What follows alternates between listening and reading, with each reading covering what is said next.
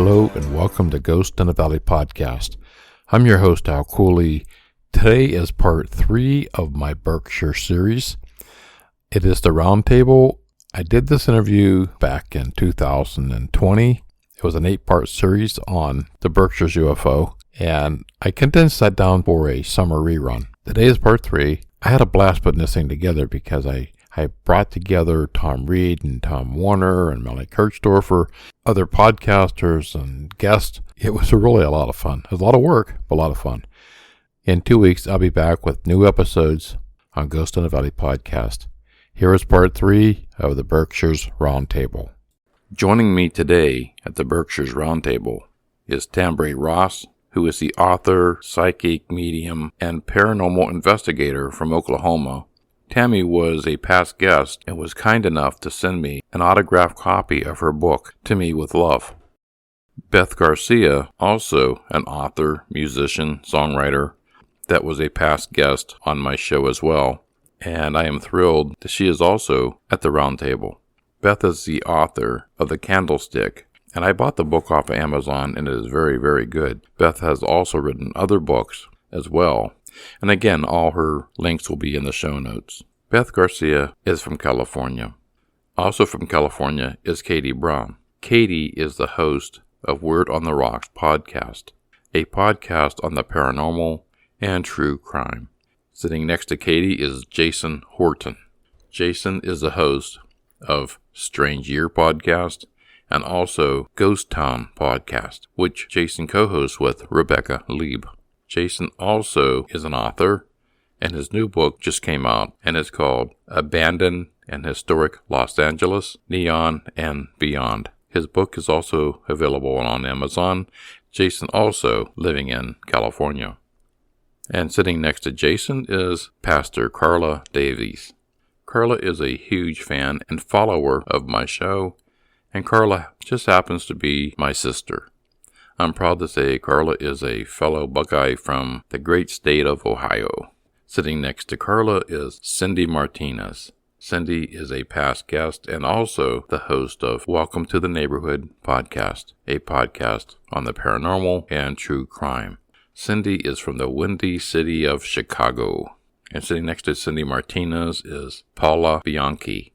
Paula also is from California, from the San Francisco Bay Area. Paula is the writer of the blog Lucy in the Afterlife, and that can be found on thisweirdchicksblog.com. And I highly encourage you to go to that website and check out everything she has to offer there. Paula Bianchi was also a past guest on Ghost in the Valley podcast. Welcome, Paula, to the Roundtable. And of course, sitting with me at the head of the Roundtable is Tom Warner, Thom Reed, and Melanie Kirchdorfer. And they will be answering questions and also a few of their views. So let's get started right off the bat, and we're going to open with Tambre Ross.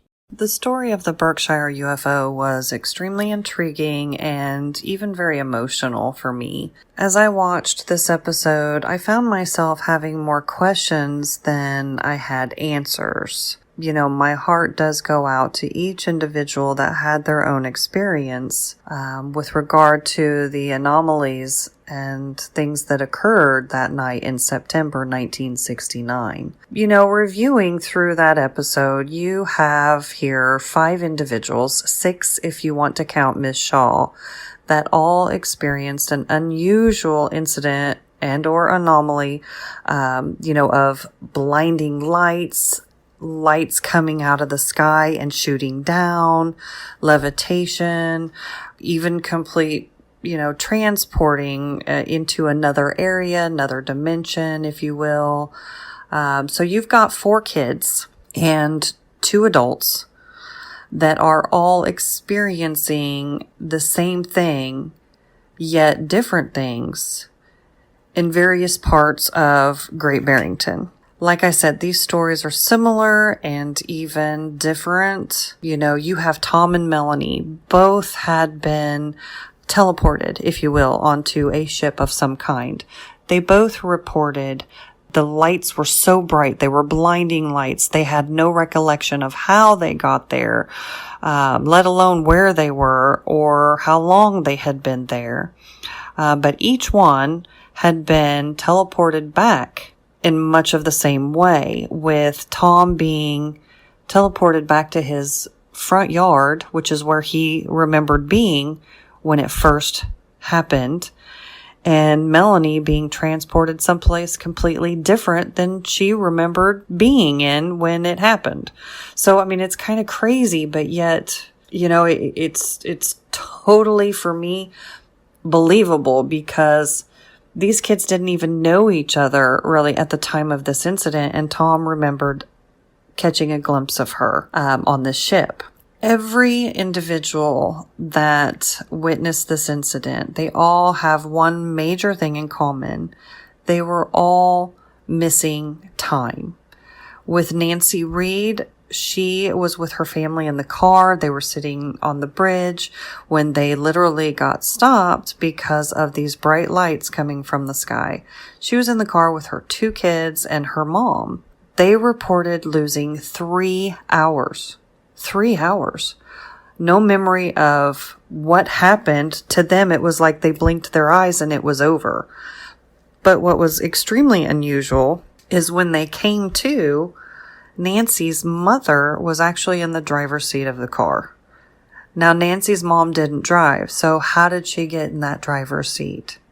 Jane Green, she reports contacting the DJ, Tom J., and, wanted to give a report of what she had been seeing. And she even couldn't believe it herself. And so Tom J., he kind of dismissed it until he started hearing other reports coming through his radio or through his scanner. I found it almost too convenient that both the radio station and even the police department have absolutely no record of any other claims. I find that extremely convenient. I believe with my whole heart that this incident occurred. These things happened to these people, and it was covered up. Nancy Reed became so emotional, and I could feel that emotion, and it really broke my heart. Her son had expressed what had happened that night, and he had told friends, and other people found out about it. Well, his family was bullied because of their experience, so much so that Nancy Reed had to pick up and move her family for fear of safety. So, it horrified me when I heard the things that were being said and being done to this family, all because of experience. So, yes, people don't understand something, so they try to justify it with another explanation or solution. But in doing so, they often can hurt the people whom experienced the incident. So it was an awesome, awesome episode. And again, I'm grateful to them for standing up and speaking out about what happened that night in September of 1969. Because, there are other people who have gone through similar things just like that, or maybe something completely different that might be a little bit braver to come forward and be able to tell their own story. Thank you, Tambry. I really appreciate that. That was excellent review of the Berkshires UFO. Now let's hear from Jason Horton.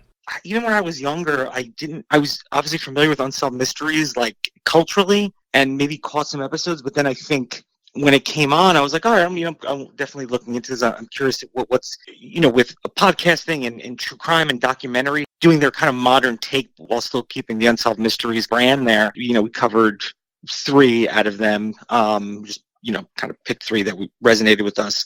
And it's interesting that the Berkshires UFO episode is the only one. It's the only one that's not crime based, and I found that like an interesting thing that they did. That 5 out of 6 was about loss, and then you have this interesting one that's just really interesting, that really stood out. It was a nice.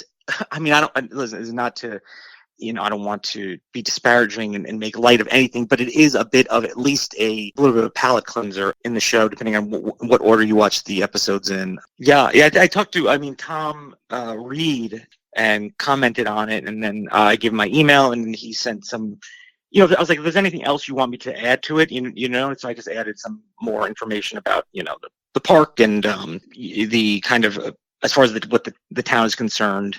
It's not always good or bad. It's just interesting. And I was like, yeah, I'm happy to share anything you want me to share, since we're talking about you. And I believe that's only fair. And it's not for me to, again, I would never twist it around. And it's not really for me to like change my point of view either. But it's like, I want to be respectful and present information, especially if it helps you and I'm talking about you. It's the very least I can do.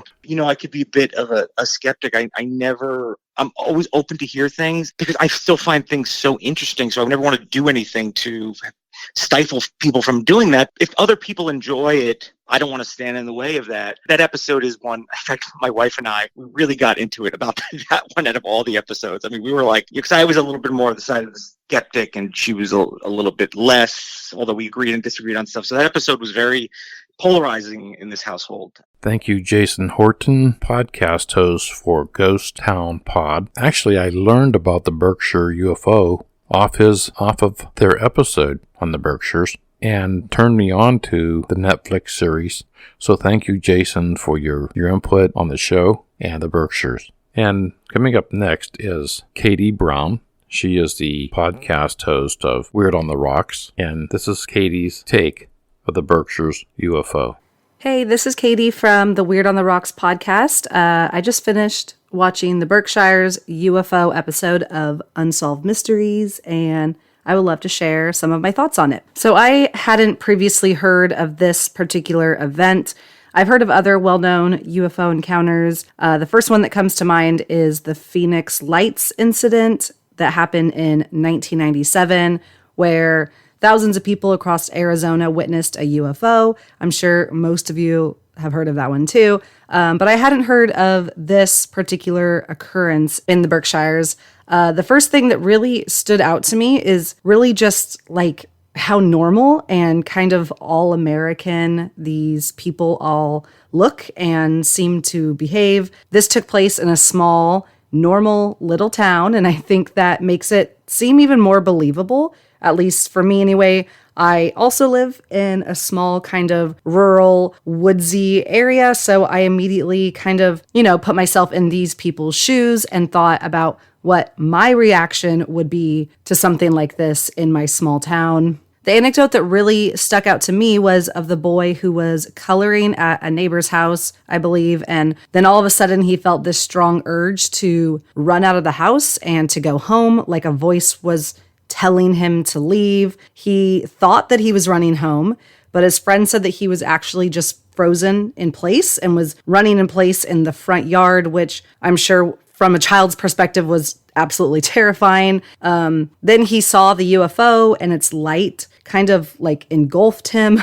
And then the next thing he remembers, he was on a ship of some sort. He also remembers seeing a girl named Melanie, who is also interviewed for the show as an adult. And although she didn't see him on the ship, she remembers being on the ship too. I think the fact that they both remember this so vividly and can kind of match up their details of the ship all these years later kind of just shows that there's definitely some truth to what they're saying, at least that's what I believe. Melanie also states that she met Tom, this guy that was on the ship, years later under different circumstances, and that she felt an immediate connection to him, which I think is just really cool. Even though she doesn't remember seeing him on the ship, they shared this experience somehow. I absolutely believe all the people that were interviewed for the show, and I think that they definitely really saw a UFO. The fact that so many people from across the county remember the exact same thing on the exact same night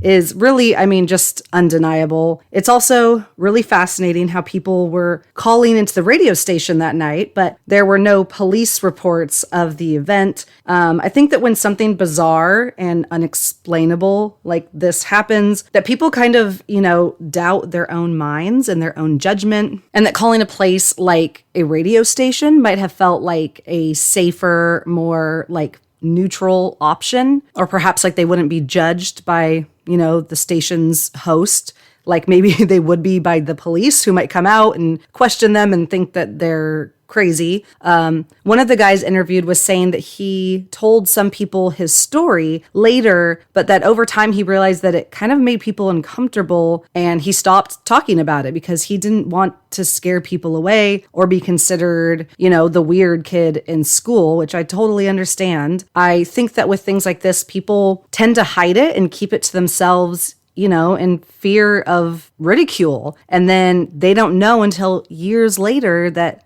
other people had the same experience. It's probably very isolating feeling, I can imagine. I can only assume that being part of this show probably was kind of like a relief for these people, because they can finally talk about it openly and with others who saw the same thing. I definitely believe in aliens, and I would love to see a UFO like this. But in actuality, I don't know if I would share it with people, because it really is kind of inviting others to judge you and think you're a wacko. It kind of makes me wonder how many other things like this have happened and there are witnesses, but people are just too afraid or unsure to come forward and talk about it.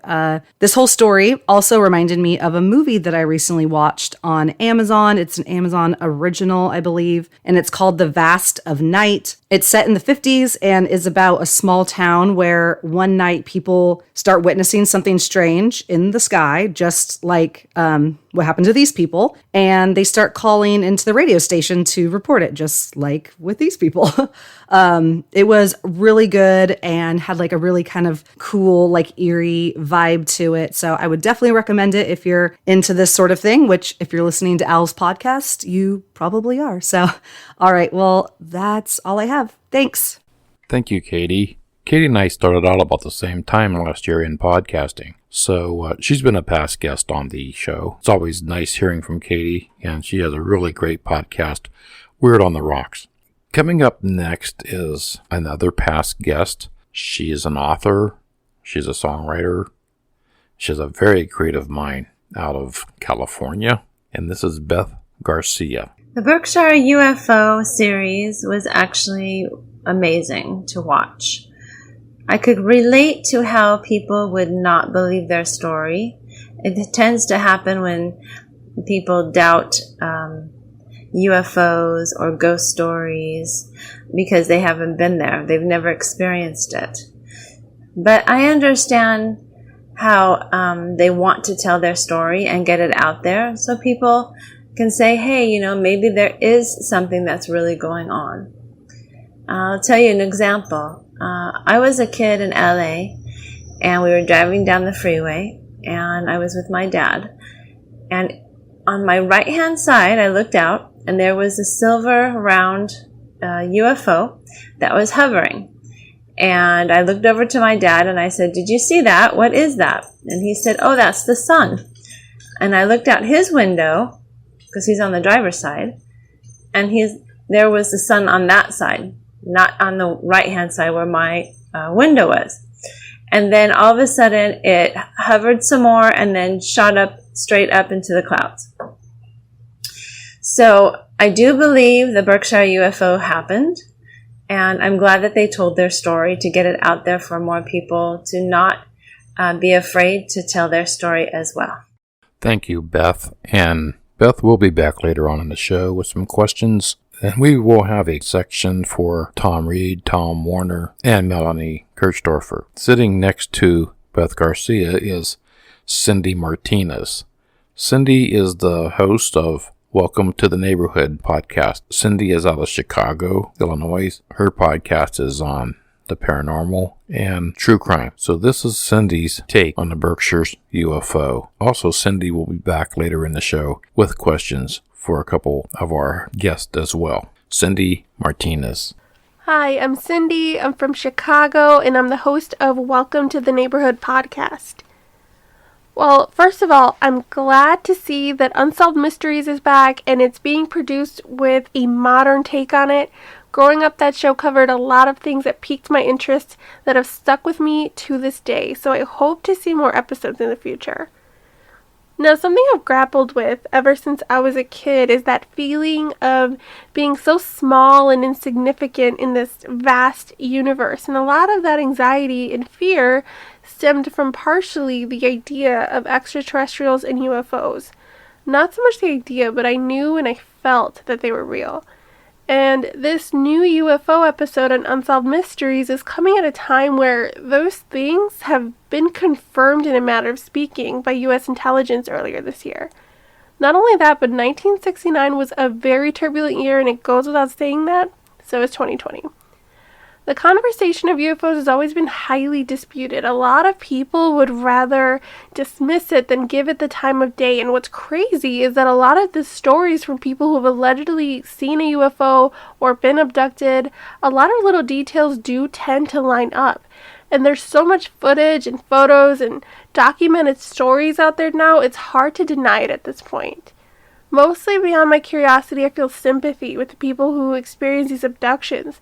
Not only because of their experiences and having little memory of what happened, but the backlash and discreditation they receive from their peers and fellow civilians, especially the family from New York. It really showed how ugly it can get when your ordeals are rebuked and how easily crowds join to form a bad opinion of you. It goes beyond shunning, it's downright bashing. The human way to react to things that are unordinary or not easily explained is to reject it and, in a sense, demean it. And it's not fair because things like this happened all over to several other people even before this incident. And it's also quite unfair that there's little to no record of what happened that night when it's obvious that too many people experienced it for it to be a lie or a coincidence. I am curious as to what it was specifically about the people that were abducted that made them quote-unquote chosen. Was it random, coincidental, or was there something about them that made them stand out? I also can't help but notice that quite a few of them were children.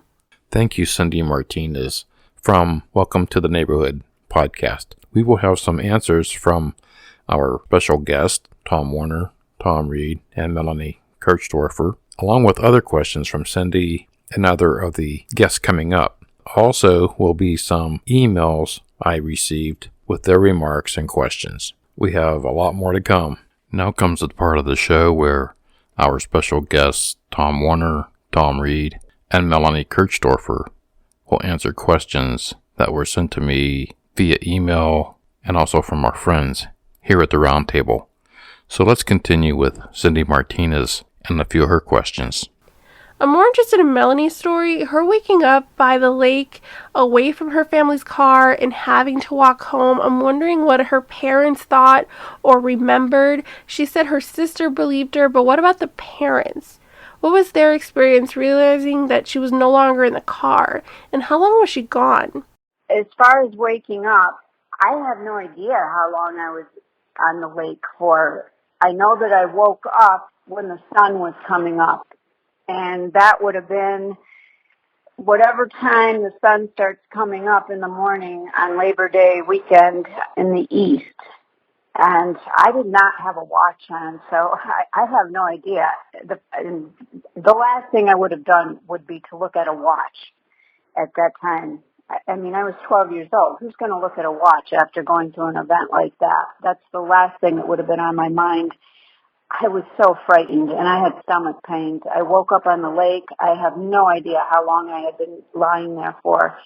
I know that I just had shorts on and a lime green sweatshirt on, and I had horrible stomach pains. I walked home. My parents' back door was unlocked, something my mom never did, and I was shocked that the door was unlocked because my mom is scared to death to leave the doors unlocked. So I walked in. My parents were there. They don't remember how they got home. My sister was like, "Where have you been?" I told her, and we never talked about it. I have a letter in front of me that my mom had written to me at one point that says that when we arrived home, we never ever discussed it after that. It was something that we never talked about because we don't even remember how we got home. She talks about how it was a red glow, reddish-orange glow in the sky as well, and how frightened everyone was, and how she just remembers how other people won't talk about it either. It was just a quick note that I have that she had from when I was going through my PTSD hypnosis. I was able to get that out of her, and it was like pulling teeth to get that out of her because nobody wanted to talk about it. We weren't allowed to talk about it. Like I said, I was punished for it. But I did get that out of her through my sister, and I hope that helps. Tom Warner's story probably shook me the most. They were all interesting and unique in their own right, but with Tom specifically, it was as if he lost control of his body with the voices and emotions that were put there and the running in place for 5 minutes before the UFO and the light showed itself, and even when he was being brought back. So there was definite telepathy and perhaps telekinesis involved here, which is frightening for an adult to go through, let alone a child. I do have some questions for Tom, and I'm not sure if he can answer them, but do you know what happened to you while you were abducted, or do you have a theory as to what happened? I did have a memory of a table, so was I on the table? I couldn't tell. My memories, as I said before, were one seeing Melanie, then seeing other kids, always looking down anytime I saw a face. It was just too much for me.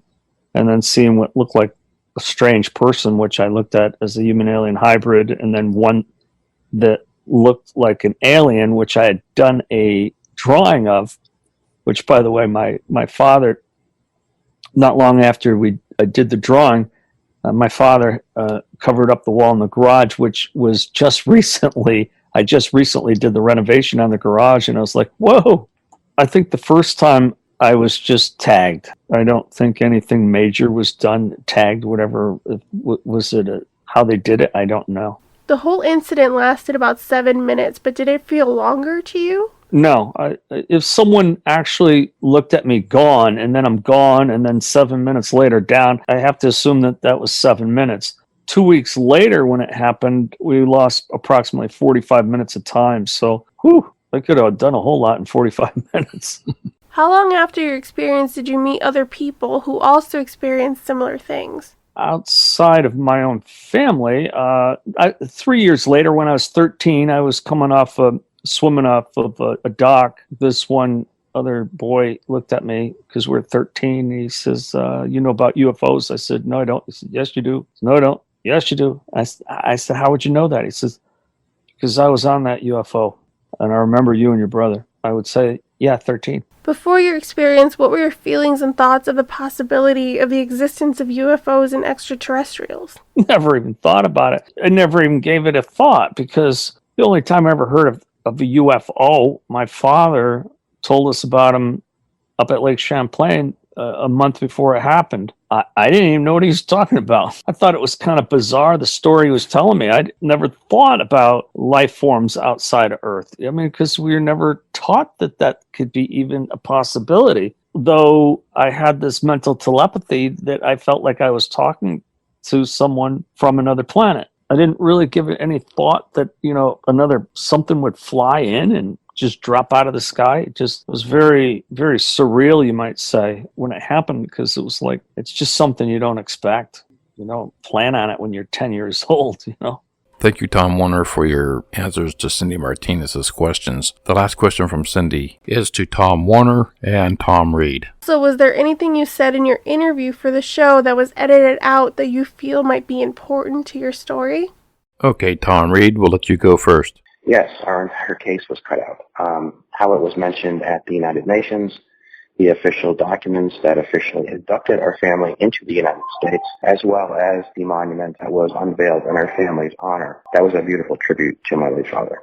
Tom Warner. The whole thing about the Berkshires, it was talking about, and this is where I think they did a fantastic job, is they wanted to tell the story of how a UFO came into a community like the Berkshires and how it affected the people around there. So in that instance, I think they did a great job. I would have liked them to do another one showing other aspects of it, how the connection was to Lake Champlain, but I think that would have been a little confusing to the audience. They wanted to show how that affected Great Barrington and Sheffield, because most of the cases were right here. So I was more than fine. I thought they did a great job. I really do. I think, the director, all the way around, Josh Kessler did a great job, and Susan Nguyen, who personally handled people, Marcus Clark, of course. There's no one that didn't do a great job. It was A+ all the way. Thank you for your time. Thank you for coming forward with your story and for being resolute with it. I don't doubt your experiences for a second. And thank you, Al Cooley, for allowing me to participate in this series. Thank you, Cindy Martinez from Welcome to the Neighborhood podcast. And now a question from Beth Garcia, author, musician from California. Beth? Yes, I have a question for either one of you. I would like to know, after the abductions and you were put back where you were placed, did you have any physical signs of it, or did it change your health in any way that you know of? Thank you. Yeah, Melanie Kirchdorfer, would you like to answer that one first? As far as any ailments that were left behind, I used to have, and I still do too, horrible stomach pains after any incidences that took place, really bad stomach pains. My dad used to have to take me to the doctors, and also sinus problems, very bad sinus problems. I ended up actually having sinus surgery at one point, and also my eyes. I've had tear duct surgery done as well, and my tear ducts were very scarred, as well as my sinuses were very scarred. I set alarms off all the time and shut down computers. It's quite annoying. Today I was in the parking lot at the Big Y, and I set a car alarm off for about 10 minutes. Finally, the owner came out and I had to shut the alarm off. It can be very embarrassing. It's not funny. It's annoying because I never know when it's going to happen. I can't go into some stores. It doesn't happen all the time, but it happens at least once, twice a month. I can shut the cash registers down sometimes, or the conveyor belts, and going through the airport is very annoying.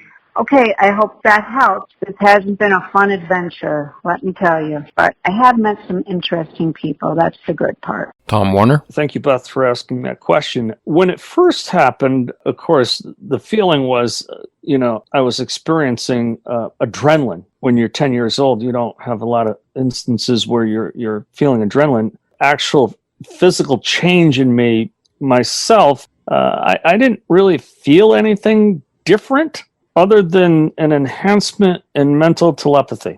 And Thom Reed? I say physically, no. It was more psychological. We did, and because it was psychological, yes, our behavior changed a little bit. We weren't quite ourselves. Now we're going to hear from Carla Davies. She is my sister, and she is from Girard, Ohio. Hi, my name is Carla. I'd like to make a few comments and ask a few questions regarding the Berkshire UFO interviews that came about from the Unsolved Mysteries episodes. My first question, I guess, would be for Tom Warner. He said he heard a voice, thought maybe it was God, telling him to go home now. Just wondering how he felt about that now after thinking about it. The voice, you got to remember, I was raised Catholic, so that when all of a sudden you hear this, you assume that it's from God. But it didn't take me very long to realize that it was from whoever was controlling those messages, mental telepathy, probably from that spaceship. The voice also said, "I'll be done in a minute." When they said that, I figured that they were somehow tagging me somehow. I didn't know how. Obviously, they were holding me in place, so they weren't done with doing what they wanted to do. I wasn't being hurt, but at the same time, being frozen into place and immobilized, laying on the ground in a beam. You wonder, what are they doing? I was seeing if I was feeling anything, but I wasn't feeling anything. So I just assumed that this was a higher way of technology that I definitely didn't comprehend at 10 years old. I thought about it my whole life, but it turns out I think they were tagging me somehow, and that's why I was only up there for 7 minutes. I was tagged for a later visit. The running in place, running in the air and not going anywhere. And the neighbor said it looked like he was, but he just wasn't going anywhere. It meant that they were holding me in place, and I was trying to run like hell. When I left that house, I was booking. And then I experienced the feeling how time would be changed. I know that sounds a little crazy, but of course the whole thing sounds crazy to a lot of people. I use this example in my book, Beyond the Stars. Like when I was in a car accident, my whole life flashed before me and everything was going in slow motion. But in reality, I'm going 100 miles an hour into a stone wall. It's just like a split second. And this was similar, where time was altered. And so many people said, oh, it was like a split second. So time was altered. When the beam came on me and I was running in place, everything went into slow motion. So as Jane is watching me run full speed but not move anywhere, everything broke down into milliseconds, every detail. And that allowed me to observe the UFO, to try to take a look at this whole thing, and then remember the whole part where my hands jerked back and I took in that breath and bam, I was gone. In Melanie's interview, she said that she never met him, but the minute she did, she felt an immediate connection. Yes, 100%. In high school, she was older than me, so I only saw her maybe that one time. When I first saw her, I opened the door and she was there, and it was just like this, I get my hairs go straight up in my arm when I think about it. And I was a freshman in high school. I opened the door and there she was. I never really ran into her after that. Maybe I saw her in a passing, but not really. I just never made an acquaintance. I just knew who she was. And it wasn't until later on, and then all of a sudden we met up again, and it's like we've been talking with each other our whole lives. Pretty bizarre. I feel very fortunate to have met Melanie afterwards. It was a very healing process for me, and Melanie worked very hard on healing herself as well. So I'm very proud of Melanie. Thank you, Tom Warner, for your answers to Carla's questions. And I see here, Carla, you have a couple questions for Thom Reed.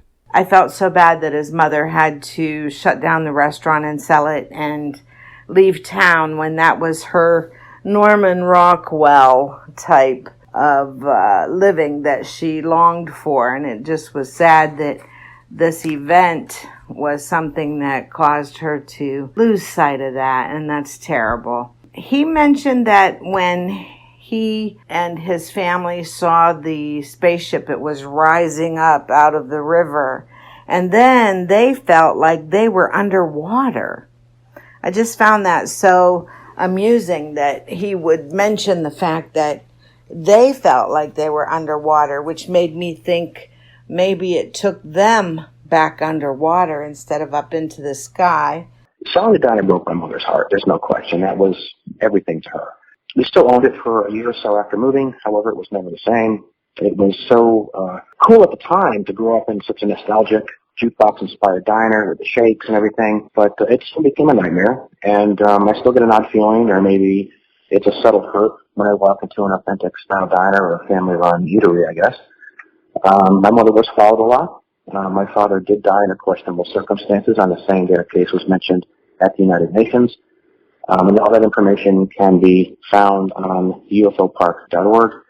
And yes, I was also hit by a tractor-trailer truck and left for dead in 2006. Another question, do you think maybe you were taken underwater during the encounter? Water in the area is not very deep. I'm more inclined to think underground, as there are many government manufacturing facilities in the area, not to mention old abandoned missile sites. I love the fact that his mother and grandmother were placed in the car in the wrong seats, and that the grandmother never drove, but she was in the driver's seat.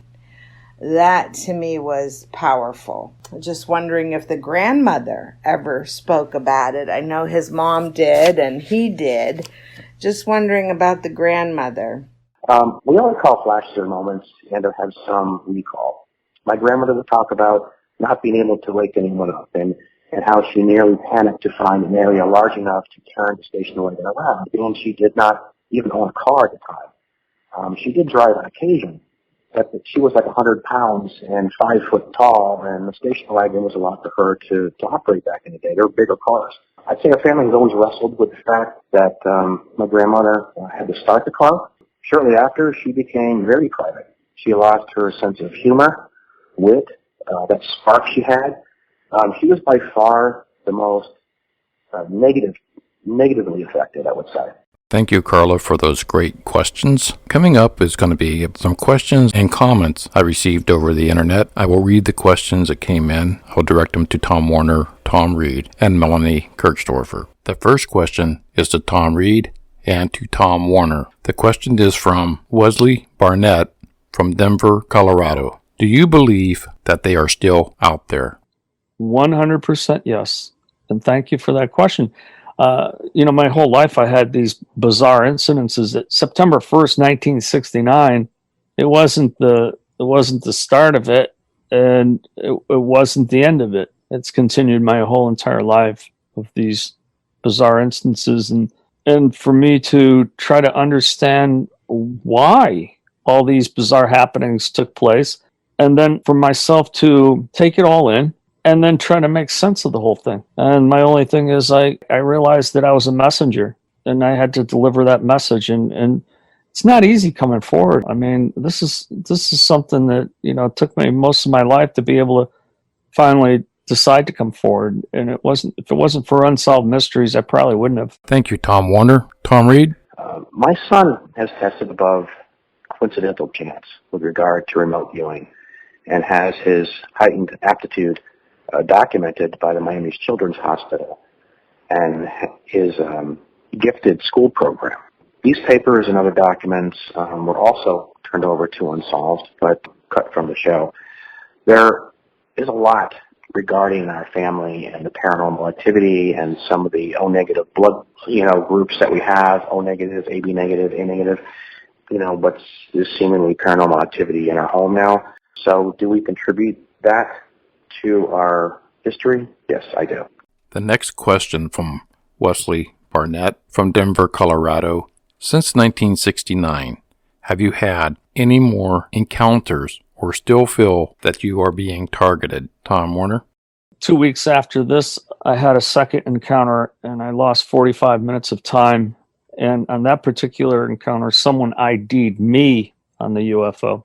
And so, yeah, there were more encounters. None where I was actually seeing the spaceship, but I did have 3 instances where I had contact with human alien hybrids. And you'll say, how do you know they're human alien hybrids? They didn't blink, and humans had to blink. And the other thing was that they talked with mental telepathy. They didn't talk. They made it quite clear. Extraordinary way of communicating. And definitely a type of being that was able to do that was a human alien hybrid, and they're pretty impressive. Thom Reed? Our family has been involved in a few, mostly prior to 1969, 66 and 67. My brother was also involved in the Kokomo boom in Indiana, which I think was around 2009. Don't quote me on that, but it was around that time. The next question is for Thom Reed from Pixie Howard out of New York. Did your family ever receive any death threats after the 1969 incident? Yeah, in 2005, I was nearly killed on December 19th when my parked car was struck by a tractor-trailer truck. This took place just 10 months before my father, a lawyer and selectman, lost his life. I was also run off the road with my lawyer, Kessler, following a meeting with the district attorney's office. The next question again is to Thom Reed from William from Little Rock, Arkansas. What are your plans for the future? Are you writing a book or a movie? To be quite honest with you, my plans include the expansion of our judgment-free UFO park, a free the public park that pays tribute to the local witnesses and my late father, a place that exemplifies peace and validation. The next question is for Melanie Kirchdorfer from Peter Jackson. He's from Ocala, Florida, and the question is, do you still talk to your mother today about the incident? I have a strange relationship with my mom. A lot of it has to do with this whole subject and her lying to me for all those years. So when this finally came out, about 2 years ago when she called me to go to the Historical Society, and I found out she had been lying to me. I had to go for PTSD hypnosis to clear it all up for myself, and the hypnosis I had to go for 8 to 10 weeks. I have all the CDs on it. When she finally found out all of this, she finally admitted to my sister and said to my sister, "Why didn't I ever believe her?" And my sister said, "I don't know why you didn't believe her, Mom. We were telling you this all along, and you never listened to her. And even I saw the little gray man, and you know that she came home early that morning and told us this, but she just didn't believe her. You told her not to talk about it." Apparently, she used to say that my brother had imaginary friends, but I was the middle child, and I was the one that was the independent one that she really didn't get along with as much. So I moved out at 17, and I'm really not close with her. But I did hear from my sister that she's happy that I'm finally coming forward and telling my truth, and she wishes that she had listened to me in the beginning. And she was the one that told me to go to the Historical Society and talk about it. So I've always had my sister watching my back because we shared a room together, so my sister knew what was going on. She always was there for me. She said to my mom, "Why do you think she didn't want to go to school? Why do you think she used to pretend she left for school and she would hide on the back porch?" Because she was so traumatized, Mom. And I guess my mom felt pretty bad that she never listened to me, and she always made me lie about everything. I was actually locked in the basement one night, and that they found me sleepwalking. I don't know what else to say because I don't have a good relationship. I hear all this through my sister. I hope that helps. The next question is for Thom Reed. This will be a two-part question. The first part is from Amanda Ford from Houston, Texas. And her question is, why wasn't your brother in the Unsolved Mysteries Berkshire's UFO episode? The second part of that question is from Frankie Johnson from Denver, Colorado. Was anything left out of the episode that was important? So I think those two questions go together. Thom Reed? Matthew declined because he lost his trust in documentaries. He said, "Sure, Unsolved promised they will present our official state documents, but mark my words, Tom, they won't." And sure enough, they didn't. And although they were filmed, scanned, and were hand-delivered, they were all cut out of the episode. My mother nor brother will now never do another show again. They're done. My mother only opted to go on camera with Unsolved because our documents and the credentials that my father held and was able to see this case mentioned before the UN, that was why my mother opted to go on camera. It was a way for her to pay tribute to her late husband, who lost his life at 54 years old, again on the same day that was mentioned at the UN. It was through his efforts that this became state inductive in a lot of ways, as well as our diner played a part in it too. But for this reason alone, she agreed to go on camera, and she watched the episode with me, and her face dropped, and she teared up and walked out of the room because not one single document was shown. And that was the only reason that she opted to go on the show. And so, of course, Matthew calls up and says, "See, I told you." The next question is from Jimmy Pillar. He is from Anchorage, Alaska, and his question is to Tom Warner. How was it working with the others that also experienced the UFO encounters? Everyone did a terrific job. The Reeds, Tom and his mom, and, Melanie and Jane Green. Everyone did a terrific job. Everyone was so brave coming forward. I'm very proud of everybody, what they did. Another question for you, Tom Warner, from Brenda Spencer from San Francisco.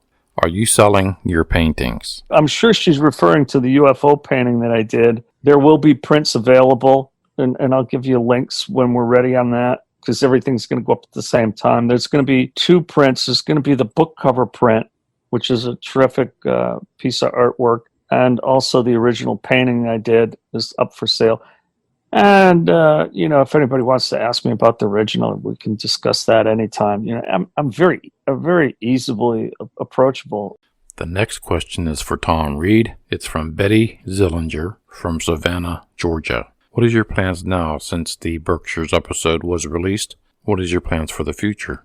To be quite honest with you, my plans include the expansion of our judgment-free UFO park, a free the public park that pays tribute to the local witnesses and my late father, a place that exemplifies peace and validation. The next question is to Melanie Kirchdorfer from Ralph Moore from Brooklyn, New York. His question is, did they do anything to you on the spacecraft that hurt you in any way? And do you remember anything from being on the craft? I know that there were little gray men when I was a young child, but I remember being levitated, and I remember being in a room. It was metallic. It was almost glass looking. I can remember seeing a red glow outside through the metallic. I'm sure it was the lights outside, and I remember being on a table. I could not move my head. My head was not able to be moved, but my eyes I could move. I couldn't see a lot because it was only my eyes that I could move. Now, I know a lot of people say that they couldn't hear anything because it was so quiet. Yes, it was quiet being levitated to wherever they were taking me, but when I was on the ship, there was noise in my head.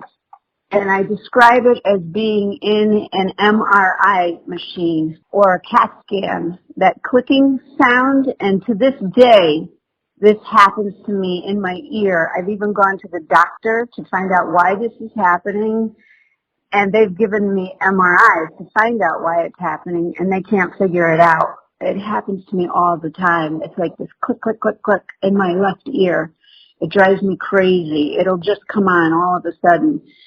And that's what was happening. This clicking, it's hard for me to describe it, and it still happens. So I hope that's helpful to you. Thinking about it, it probably came from Stockbridge, because a friend of mine that I've spoken to since then has said that he saw 6 ships in Stockbridge that night of 69, and that would have been right before Jane saw it. And then it probably went over the mountain to Lake Mansfield, where we saw it, which would have been around 7:30 in the evening. And that would have been when I was taken. And then I remember levitating over Berkshire Heights. And Tom's house is right near Berkshire Heights, where he was taken. And then Thom Reed's family is on the Sheffield route. And then people saw it further down in Sheffield. So I believe that's the route that it came. Thank you, Melanie Kirchdorfer. And before we get into the last few comments that I received through social media, I'm going to start it off with Paula Bianchi. She is the author of the blog Lucy in the Afterlife from thisweirdchicksblog.com. It was very interesting. I've always been interested in UFOs and aliens since I read Communion by Whitney Schreiber, and I just couldn't believe, all these years later, and they still hadn't talked about it with each other. That was so interesting. And I loved how Melanie and how the electrical stuff would mess up around her. I found that very interesting. And the part where they say that everything wasn't included, things that they wanted in there, at first I was a little upset about that, but then after listening to Marcus and the other, Doug and Justin, I realized, not everything could get in there. I just love talking with you, Al. You're so great. I love these interviews. You did such a good job. Thank you, Paula Bianchi. Closing out the show today, I received numerous questions and comments on the Berkshires. A lot of the questions were the same questions, so I kind of had to pick. It was like kind of a random, just throwing the thing up in a hat and picking out who. But everybody had great questions. And I want to thank everybody for submitting their comments and questions.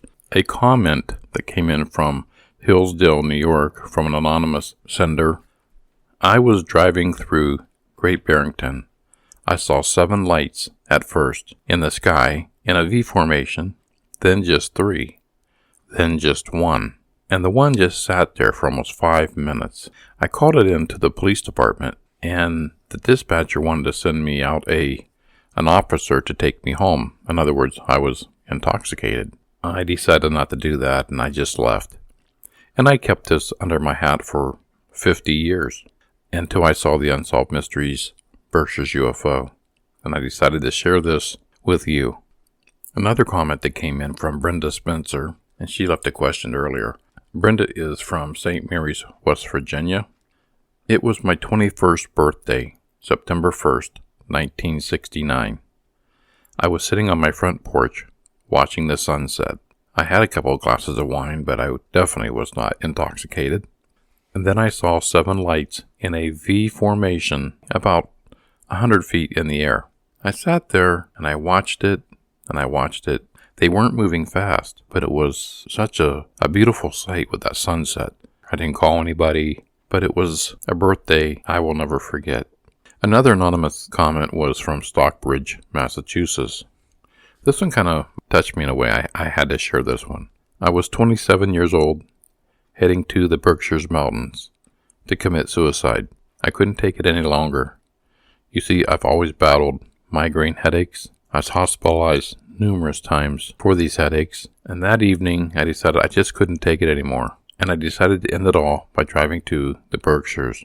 But on my way to the mountains, I seen something very beautiful right above me. It was colorful lights. It was just mesmerizing. And I stopped, got out of the car, and a light shined down on me from the craft. It wasn't anything I've ever seen before, but it was just, the lights were just colors I just can't explain. The next thing I know, I was back in my car, in my driveway at my house. I don't know how I got there. I don't remember even getting there. I don't know if I was taken from the car. I don't know. I just remember standing in the light that shined down on me and then back at my house. But one thing for sure, I never had another migraine headache. I felt very energized, like I was reborn. And one thing I do remember after watching Tom Warner on the Berkshires episode, he said the voice just told him to go home. And this voice also, mental telepathy, just said, go home, go home. But I never had another migraine headache. I'm in perfect health. And I want to thank Tom Warner for sharing his story. And actually all of them, Thom Reed, Melanie, Jane, and I hope a lot of other people can come forward to share their story. And the last comment is from Z. Z is from Japan. And here's her comment. If you believe in God or a great spirit that created Earth and every living creature on it, then couldn't it be possible that that great spirit, that great creator, could create the entire universe? Why would God, my theory is, this God, this great creator, not only created Earth and the entire universe, but everything in the solar systems. Now, if he could do that, then isn't it possible that we are not alone? I want to thank all of my guests that were on the show, everybody that submitted their comments. I want to thank my roundtable guests, Tambray Ross, Beth Garcia, Katie Brown, Joshua Horton, Carla Davies, Cindy Martinez, Paula Bianchi, Tom Warner, Thom Reed, and Melanie Kirchdorfer. Thank you, thank you, thank you.